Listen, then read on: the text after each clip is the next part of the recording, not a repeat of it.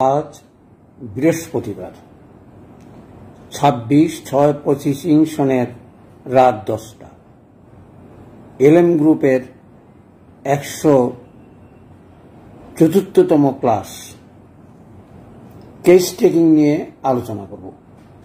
এর আগে আমি কেস টেকিং নিয়ে অনেক ক্লাস করেছি, ইউটিউবে আছে।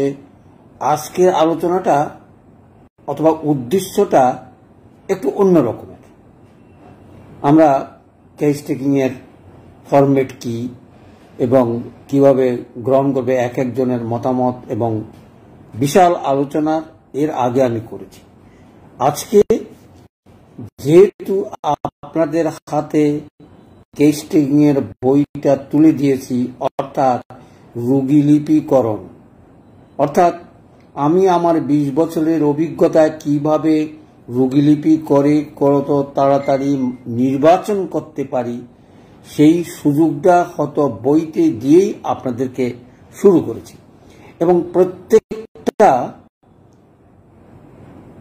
প্রত্যেকটা জিনিস কেন দিয়েছি, কি কারণে দিয়েছি এবং তার প্রয়োজনীয়তা আইটেম ওয়াইজ আলোচনা করব, যেন আপনারা রোগীলিপি করার সময় আমার যে অভিজ্ঞতা সেটা আমি আলোচনা করেছি। আপনাদের অভিজ্ঞতা বিভিন্নতা থাকতেই পারে, মতামত বিভিন্ন থাকতেই পারে, এবং আপনি আপনার মতামত প্রয়োগ করে রোগীলিপি নিতে পারেন এবং আপনার উদ্দেশ্য, লক্ষ্য এবং চিকিৎসার জন্য আপনি ঠিক করবেন আপনার কোন পথে গেলে সহজে আপনি চিকিৎসা করতে পারবেন। হয়তো আমার অভিজ্ঞতা বা দক্ষতার সঙ্গে আমি আগামী বিগত 20 বছরের অভিজ্ঞতার ফলাফলে এই রোগীলিপি করেছি। তাতে করে এর আগেও আমি রোগীলিপি ছেপেছিলাম, কিন্তু সেগুলো 16 পৃষ্ঠার অনেকগুলো আইটেম থাকে। রোগীকে এত কথা জিজ্ঞাসা করা সময় কঠিন হয়ে পড়ে, কিন্তু সহজভাবে কিভাবে আমরা রোগীলিপি করে তাড়াতাড়ি ওষুধ নির্বাচন করতে পারি সেই জন্য আমার চেষ্টা। তাহলে আজকের আলোচনায় রেখেছি কেস টেকিং এর প্রয়োজনীয়তা এবং গুরুত্ব। 2-3টা কেস টেকিংও বলবো, এই গুরুত্বগুলো কেন, কোন বিপদ থেকে আপনাদেরকে রক্ষা করবে বা আমাকেও রক্ষা করেছে নানা সমস্যা থেকে এই কেস টেকিংটা। সেই সুবাদেও এই কেস টেকিং এর আলোচনা একটু রাখবো, যে কি কি পয়েন্টের ভিত্তিতে আমরা এর গুরুত্ব এবং প্রয়োজনীয়তা এবং কি আছে পরে আলোচনা করার চেষ্টা করব। আমি ফার্স্ট পেজের একটা ছবি দিয়েছি কেস টেকিং এর, গুরুত্ব সহকারে সেটা দেখার চেষ্টা করবেন এবং আপনাদের কোনো প্রশ্ন থাকলে প্রশ্ন করবেন। আগামী 27টি দিন এর বই আলোচনা করব। আমরা যেন কোনো অবস্থাতেই যেন রোগীলিপিকরণটা ঠিকভাবে করতে পারি, সেটা তরুণ রোগ আর রোগী কেস টেকিং চাইবে না, সেটা রোগীর ব্যক্তিগত ব্যাপার। কিন্তু আমি চেষ্টা করব আমি কিভাবে করে আমি চিকিৎসাটা সহজ করতে পারি। তাহলে চলে আসি এর গুরুত্ব।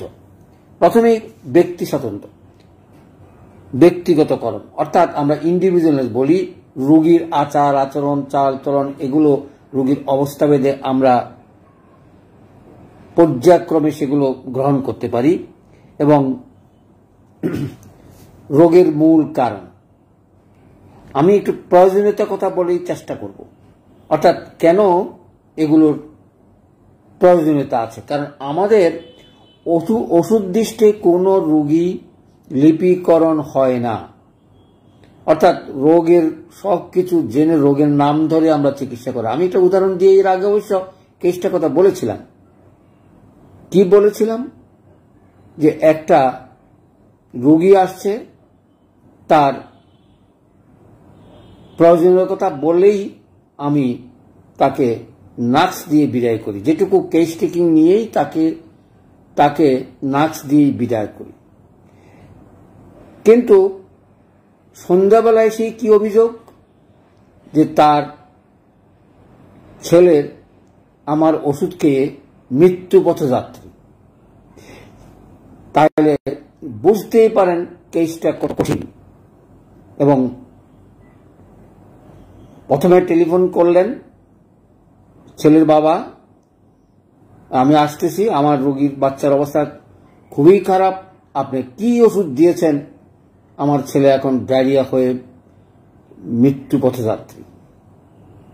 তাহলে বলুন তো, আমি সিলেকশন করে দিলাম নার্স এবং রোগীলিপিকরণ করেই, এবং সেই রোগী এসে বলল কি সিরিয়াস অবস্থা তার খারাপ। আপনারা বলুন তো, যারা হোমিওপ্যাথিক নিয়ে এখানে যারা উপস্থিত আছেন অথবা যারা পরবর্তীতে দেখে আছেন, বলুন তো নার্স দিয়ে কারো এরকম খারাপ অবস্থা হতে পারে? যাই হোক, তার হয়তো সন্ধ্যাবেলায় চলে আসলেন তার মিসেস, আসি বললেন যে, তখন আমি বললাম যে আপনি বলেন কি ওষুধ খাইয়েছেন যেটার জন্য আপনার বাচ্চার এই ট্রাভেলসটা হলো, আমাকে একটু ক্লিয়ার বলুন তো কি কি খেয়েছে অথবা কি খাইয়েছেন। তো বলে না। তারপরে বলল বহুদিন আগে বাসায় আমাদের কৃমির ওষুধ ছিল, কৃমির ওষুধটা এলোপ্যাথিক মতে আমি খাইয়েছি সকালবেলা নাকি রাত্রিবেলা, আগের দিন রাত্রিবেলা খাইয়েছে, সকালবেলা থেকে তার এই ট্রাভেলস এবং আমার ওষুধও দিল। এখন বলেন তো এই যে অবস্থা কি গুরুতর, ছেলের অবস্থা খুবই খারাপ, অনবরত যাচ্ছে, এবং এই পরিস্থিতিতে তখন আমি বললাম তার ছেলের মাকে যে আপনি বলেন, তখন তো উনি বললেন যে আপনি যেটা খাইয়েছেন সেই কারণেই আজকে ছেলের অবস্থাটা খুবই খারাপ, আপনি কেন কৃমির ওষুধটা খাওয়াইতে গেলেন? বলছে ছেলের কৃমি সমস্যা, আমি দেখলাম এই কারণে খাওয়ালেন। তা আমি বললাম যে আমার কাছে আসি বললেন, আপনাকে আমি ওষুধ দিলাম, আপনি তার ভিতরে কেন কৃমির ওষুধটা খাওয়ালেন? আর কোনো কথা নেই। আমি কি উত্তর দিলাম?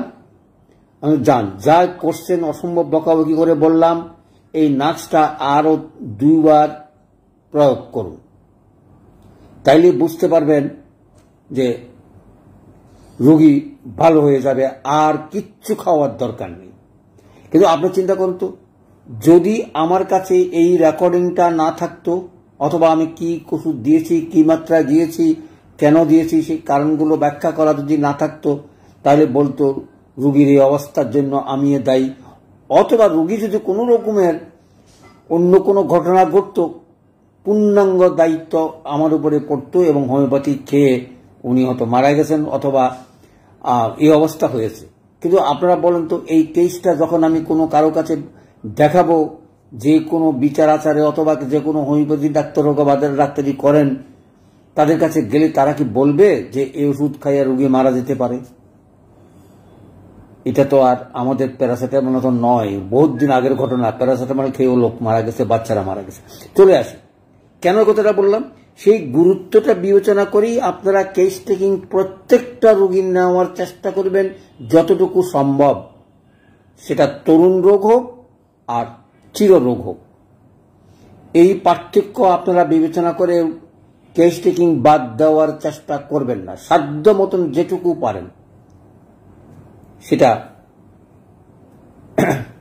চেষ্টা না করলে চিকিৎসা করুন। এর আগেও আমি গতকালও বোধহয় একটা কেস আলোচনা করেছিলাম, রোগী আসছে আসিলের জন্য, আমি দিলাম মাসিক পরিষ্কারের জন্য, আসিলও গেল মাসিকও গেল। এরকম বহু ঘটনা আছে যেগুলো কেস টেকিং নেওয়ার সঙ্গে সঙ্গে তার রোগী চিত্র পরিবর্তন এবং ওষুধের কার্যকারিতা সবকিছু পরিবর্তন হয়ে যায়। একটা উদাহরণ দিয়ে বলছি, রোগী আসছে জ্বর, 102 ডিগ্রি জ্বর, আমি কেস টেকিং নিয়ে কি ওষুধ দিলাম? আমি দিলাম সালফার, দিনে কবার? 3 বার করে সালফার দিলাম। রোগী সম্ভবত তো 1টা বা 2টা পাওয়ার উপরে কাউকে আমি দিই না, বা আগেও দিতাম না, এখনো দিই নাই, এখনো কম দিই, 3টা 4টা খুব কম রোগীর দেওয়া হয়, যেগুলো নিশ্চিত বা 4টার প্রয়োজনীয়তা আছে সেই হিসাবে 4টা পাওয়ার দেওয়া হয়। আপনারা এটা করবেন না যদি বুঝেন যে তরুণ রোগ, এবং সেখানে যদি মায়াজমেটিক ভিত্তিতে সালফারও আসে, থুজাও আসে, যে কোনো ওষুধেই আসুক না কেন, আপনি যদি প্রয়োজন মনে করেন যে না এই রোগীর এই ওষুধ দিয়া ভালো হবে বলে আপনার দৃঢ়তার সঙ্গে বিশ্বাস জন্মেছে, তাহলে অনায়াসেই আপনি সেই তরুণ রোগে হাই পাওয়ার ব্যবহার করতে পারেন। তার খাতাতে বর্ণনা করে আমাদের কেস টেকিংগুলো যেভাবে নেওয়া থাকে, তখন বলতে পারবেন যে আমি এই দর্শন পেয়ে এই গুরুত্ব বিবেচনা করে প্রথমেই আমি এই ওষুধটা দিয়েছি। আমি কেন বাচ্চাকে দিলাম? বাচ্চার নোংরামি এবং সালফারের পূর্ণাঙ্গ লক্ষণ পেয়ে আমি নিশ্চিত হলাম যে এটা সালফারের রোগী। সেই হিসেবে তরুণ মাত্রা প্রয়োগ করে, অর্থাৎ তরুণ মাত্রা বলতে আমি ঘনমাত্রা 3বার দেওয়া 4টি কথা নয়, সালফার একবার দিতে গেলেই সমস্যার সৃষ্টি হয়, যে কারণে সালফার সবাইকে নিষেধ করি প্রথমে প্রয়োগ করতে না। কিন্তু আমি দিলাম কেন? এখানেই পার্থক্য, এখানেই অভিজ্ঞতা, এখানে আপনাদের দর্শন যদি হোমিওপ্যাথিকে না হয় তাহলে কেস টেকিং নিয়েও কোনো লাভ নাই। আপনি নেবেন, এই দক্ষতা আপনাদের প্রয়োজন। অন্তত 3-4 বছর পরে রুগী দেখবেন, আপনার রুগী দেখলেই বুঝতে পারবেন, তখন আর এত কথা নিয়েও লেখা যায় না। সে কারণে খুব সংক্ষেপে আমি দিচ্ছি। সবাই যারা আগামীকাল অথবা শনিবারে পেয়ে যাবেন, আগামীকাল শুক্রবার বন্ধ, শনিবারে নিশ্চয়ই আপনারা কেস টেকিংগুলো দেখার চেষ্টা করবেন এবং সবাইকে অনুরোধ করছি কেস টেকিং দেখে চিন্তা করেন, কারণ খুব সংক্ষেপে পয়েন্ট ভিত্তিতে আমরা নির্বাচন করার চেষ্টা করব। সেই সুবাদে আজকে আলোচনা কি রেখেছি? প্রয়োজনীয়তা এবং গুরুত্ব। তাইলে প্রয়োজনীয়তার কথা কেন বললাম? যে চিকিৎসা ক্ষেত্রে আমার প্রয়োজনীয়তা আছে। আর গুরুত্বটা কেন? এই যে ধরেন অপমান মান সম্মান থেকে রক্ষা করার জন্যই, আপনাদেরকে সেফগার্ড করার জন্যই আমাদের এই রোগীলিপি হচ্ছে পিছন একটা ধাপ, অর্থাৎ এটাকে বহু বিপদ থেকে আপনাকে রক্ষা করতে পারে। এরকম বহু ঘটনায় আমাদের আছে, কারণ আমাদের ওষুধ নির্বাচন বড় কঠিন, আমি বলবো বড় আনন্দ। যখনই কোনো রোগের চিকিৎসা আপনি খুব সহজে করতে পারবেন, সেই আনন্দটুকু নিয়েই আপনারা চিকিৎসা করবেন। প্রত্যেকটা রোগীকে যেন খুব তাড়াতাড়ি আমি চিকিৎসা বা সেবা দিয়ে আমি যেন পূর্ণাঙ্গ চিকিৎসা করতে পারি। দেখুন, পূর্ণাঙ্গ চিকিৎসার কি আনন্দ সেটা আপনাদেরকে আমি বুঝাতে পারবো না। সেই আনন্দটা আপনারা সবাই পান, এইটা চাই। এটা চাওয়ার কারণেই এই কেস টেকিংটা আপনাদের উপস্থাপনা করছি, যে কেস টেকিং এর প্রয়োজনীয়তা এবং গুরুত্ব। তাহলে আসুন এরপরে কি হতে পারে। এরপরে 3 নম্বর আছে মায়াজমের বিশ্লেষণ। দেখুন, মায়াজমের উপরে প্রচুর আমি ভিডিও বানিয়েছি, অন্তত 20টা ভিডিও আছে। আর মায়াজমের বইয়ের কথা বলছিলাম, হরিমোহন চৌধুরীর বই মায়াজমের উপরে ভিত্তি করে, এবং দেখি যেন মনে হয় চিনি হুয়ারে, অর্থাৎ রবি ঠাকুরের ভাষায় বললে হয় যে আমি রুগী দেখলেই বুঝতে পারবো এটা কোন মায়াজমের রুগী। কারণ আমাদের প্রত্যেকটা মায়াজমের কিছু সিমটম আছে, যেগুলি যদি বংশগতিতে পেয়ে থাকে তখন তার শরীরে দৃশ্যমান থাকে। এই দৃশ্যমানের ভিত্তিতেই আপনার মায়াজমেটিক চিকিৎসা। তারপরে রোগের আছে জটিলতা এবং সেখানে ব্যাখ্যা, সেখানে এবং ফলাফল। সেই সুবাদে এই মায়াজমের বিশ্লেষণ আমরা যদি করতে পারি, তাহলে রোগীর যে কোনো জটিল চিকিৎসা আমরা সহজেই করতে পারবো বলে আমার বিশ্বাস। সেই বিশ্বাসের ভিত্তিতেই এই কেস টেকিং। তাহলে সেই মায়াজমের ইউটিউবের ভিডিওগুলো দেখার আহ্বান জানাচ্ছি, কারণ মায়াজমের আলোচনা এত সহজ নয়। তারপরও আপনারা চেষ্টা করবেন হরিমোহন চৌধুরীরা পয়েন্ট দৃষ্টি আলোচনা করে বুঝার, অর্থাৎ দেহের কোন কোন অঙ্গের যদি ট্রাবলস হয়ে থাকে তাহলে বংশগতিতে আমরা ধরেই নিতে পারি সে কোন মায়াজমের রোগী। সেজন্য আমি অঙ্গভিত্তিক আলোচনা করেছিলাম। চেষ্টা করব আপনাদেরকে এখানে সহজ এবং ছোট্ট মতে প্রকাশ করার এই পয়েন্টের উপরে, অর্থাৎ মায়াজমকে কিভাবে বিশ্লেষণ করে আমরা নির্বাচন করার জন্য আমরা সহজ পদ্ধতি পেতে পারি। তারপরে চলে আসি সঠিক রেফারেলাইজেশন, যেটা আমি এখনকার সময় প্রয়োজন মনে করি না যারা এলএম সিস্টেমে ডাক্তারি বা চিকিৎসা সেবা করে থাকেন। কারণ সঠিক রেফারেলাইজেশন করা অনেকটা কঠিন হলেও, যেহেতু সচেতন যুগে সেটা আবিষ্কৃত হয়েছে অথবা প্রয়োজনীয়তা বোধ করেছে, বর্তমানে এলএম পদ্ধতির কারণে এটার আর এই মুহূর্তে প্রয়োজন আছে বলে আমি মনে করি না। হয়তো অনেকে বলবেন যে হ্যাঁ, এটা দিয়ে আমি তাড়াতাড়ি নির্বাচন করতে পারি অথবা ওষুধ সঠিক নির্বাচন করতে পারি। দেখুন, আপনি যদি ম্যাটেরিয়া মেডিকা ভালো করে পড়া থাকে, 2-3টা লক্ষণ জেনে যদি দিতে পারেন, তাহলে টোটালিটি অফ সিমটম অর্থাৎ অর্গানের ভিত্তিতেই আপনি ওষুধটা প্রয়োগ করতে পারলেন। অনেক সময় আমরা একটা লক্ষণের ভিত্তিতে হয়তো ওষুধ নির্বাচন করি, কারণ কেন সেটার গভীর এবং তাড়াতাড়ি চিকিৎসা পাওয়ার জন্যই অনেক সময় হয়তো প্রয়োজন হতে পারে, আমি সেটা অস্বীকার করব না, কিন্তু তাতে করে রিপিটেশনের প্রয়োজনীয়তা আমি মনে করি না। যেমন ধরেন আমরা হয়তো মিলফোনিয়ামের কথা বলতে পারি, এরকম অনেকগুলো ওষুধ আছে একটা বা দুইটা সিমটমের উপরে, এখনো সে সকল ওষুধের প্রয়োগ করে ফলাফল অথবা লক্ষণের ভিত্তিতে প্রয়োগ করে এখনো পূর্ণাঙ্গ চিত্ত মেটেরিয়ামেটিক্যালি বিশ্লেষিত হয় নাই। তার কারণ এতগুলো ওষুধ আমরা সবাই প্রয়োগ করে, সবাই যারা ডাক্তার বা অভিজ্ঞতা আছে তারা লেখার সময় সুযোগ প্রয়োগও হয় না, কারণ আমাদের জীবনে হয়তো 2-4টা ওষুধ একবার বা দুইবারে ব্যবহার করে থাকি, যেটার যে সময় প্রয়োজন হতে পারে সেই হিসাবে এটা। তারপরেরটা মানসিক লক্ষণের উপরে ভিত্তি করে আমরা চিকিৎসা দিয়ে থাকি এবং প্রয়োজনীয়তা অস্বীকার করার উপায় নাই মানসিক সিমটমের উপরে। তারপরেও সার্বিক অর্থাৎ সার্বিক, দৈহিক এবং মানসিক লক্ষণ মিলেই আমাদের চিকিৎসাটা করতে হবে। আমি কেন এই কথাগুলো বলছি, অর্থাৎ এই ছোট্ট আকারের যে বইটি আপনাদের হাতে তুলে দিয়েছি সেখানে যেন ছোট্ট ছোট্ট কথা দিয়ে অতি তাড়াতাড়ি যেন আমরা পৌঁছতে পারি আমাদের লক্ষ্যে, সেই কারণেই এটার গুরুত্ব এবং প্রয়োজনীয়তা নিয়ে আলোচনা করছি। অর্থাৎ আমাদেরকে অনেক সময় বিপদ থেকে রক্ষা করে এবং ওষুধ নির্বাচনে রোগী ক্ষেত্র সেটা অত্যন্ত সহজ এবং কত তাড়াতাড়ি আমরা রোগীকে রিলিফ দিতে পারি অথবা সেবা দিতে পারি, কারণ সেখানে অনেক কিছু বলা আছে। তারপরে কঠিন এবং জটিল রোগের নির্ণয়, যেটা আমি বলি রোগকে দুই ভাগে ভাগ করা যায়, যেটা আমাদের হোমিওপ্যাথির মধ্যে বলা হয়। একটা হচ্ছে তরুণ অথবা অ্যাকুইট ডিজিজেস, আর একটা হচ্ছে চিররোগ অথবা ক্রনিক ডিজিজেস। দেখুন, এলোপ্যাথিকের মতন যদি পড়ালেখা করে বলেন তাহলে হোমিওপ্যাথিকের লগে বিরোধ বাঁধবেই। যে রোগ দীর্ঘদিন ভোগে সেটাও অ্যাকুইট কেস, আবার যেটা একদিন ভোগে সেটাও ক্রনিক ডিজিজ। সুতরাং এই সম্বন্ধে ধারণা রাখা বা থাকা উচিত বলে আমি মনে করি।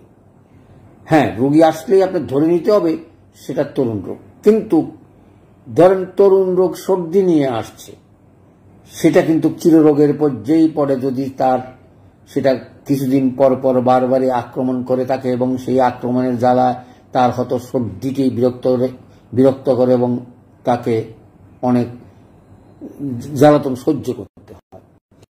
তাহলে সেখানে সর্দির রোগটা হিসেবে আপনাকে পরিচিত হবে এবং এই সর্দি চিকিৎসা করা যত কঠিন, ক্যান্সার চিকিৎসা করা। এই কারণে বলছি এই সকল লক্ষণের ভিত্তিতেই আপনারা চিন্তা করার চেষ্টা করবেন যে কিভাবে আমরা চিকিৎসা যাবো।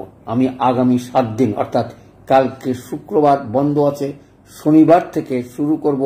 আমার কেস টেকিং এর বইয়ের পিকচার আপনাদেরকে দেওয়া আছে এবং যারা বই পেতে চান শততম পদ্ধতির 10 ইয়ার কেস টেকিং এর 10টা অথবা 50টা আমি দাম বলে দিয়েছিলাম। 50টার দাম 400 টাকা, 10টার দাম পাঠানো খরচ সহ 140 টাকা, ওটা পাঠানো খরচ সহ 400 টাকা। সুতরাং প্রয়োজন থাকলে কালকে যোগাযোগ করবেন, আমি কালকেই বুক করে দেওয়ার চেষ্টা করব যেন শনিবারে আপনারা সবাই পেয়ে থাকেন, যাদের একদিনে ডেলিভারি হয়ে থাকে। যারা দূরাঞ্চলে থাকেন অর্থাৎ উত্তরবঙ্গে, তাদের হয়তো একদিনে পাওয়া সম্ভব নয়। চলে আসি তাহলে আজকের এই আলোচনা কেস টেকিং এর প্রয়োজনীয়তা এবং গুরুত্ব নিয়ে আপনাদের সামনে তুলে ধরলাম এবং কেস টেকিং এর বইটা সবাইকে উপহার দিলাম। যারা আমার কাছে টাকা পাঠিয়েছেন সমস্ত বইগুলো আজকে পাঠিয়ে দিয়েছি, আশা করি শনিবারে পেয়ে যাবেন। তাহলে আসি, আজকের এই আলোচনা আর দীর্ঘায়িত করব না।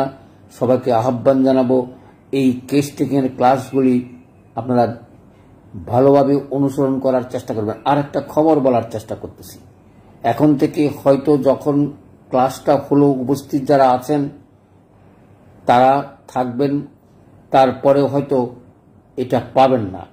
এটা ইউটিউবে গিয়ে এডিটিং করে চেষ্টা করব সুন্দরভাবে আপনাকে উপস্থাপনা করার জন্য, আগামী দিনে যেন কেউ এগুলো দেখতে না পারে এবং আপনারা যারা এলএমের সদস্য হবেন তারাই দেখতে পাবেন। সেই সুবাদে আজকে একটা কেস উপস্থাপনা করেছিলাম এবং তাতে করে সুবিধা অসুবিধাগুলো আমাদের গ্রুপ অর্থাৎ এলএম গ্রুপে আমার যে আছে সেখানে আপনারা জানান কার কোনো দেখতে পেয়েছেন কিনা, না দেখতে পেলে কি সুযোগ সুবিধা বা সেখানে কিভাবে যাবেন সেটা নিয়ে একটু আলাপ করার চেষ্টা করব। হয়তো এই ক্লাসটাও হয়তো রাত্রিবেলা থেকে সকালবেলা থেকে কেউ দেখতে পাবেন না। এখানে উপস্থিত যারা আছেন তারা দেখলেন, আর হয়তো কেউ দেখবেন না, তারা কষ্ট করে পরবর্তীতে ইউটিউবে সেটা সেট করে আপনাদেরকে আবার এলএম গ্রুপে আমি শেয়ার করার চেষ্টা করব। সুতরাং একটু ধৈর্য রাখার চেষ্টা করবেন, একটু সহযোগিতা করবেন। আমার এই ব্যাপারে দক্ষতা নাই বললেই চলে, কারণ এখানে ভুল ত্রুটি থাকতে পারে। আপনারা সহযোগিতা আশা রেখেই আজকের আলোচনা শেষ করছি।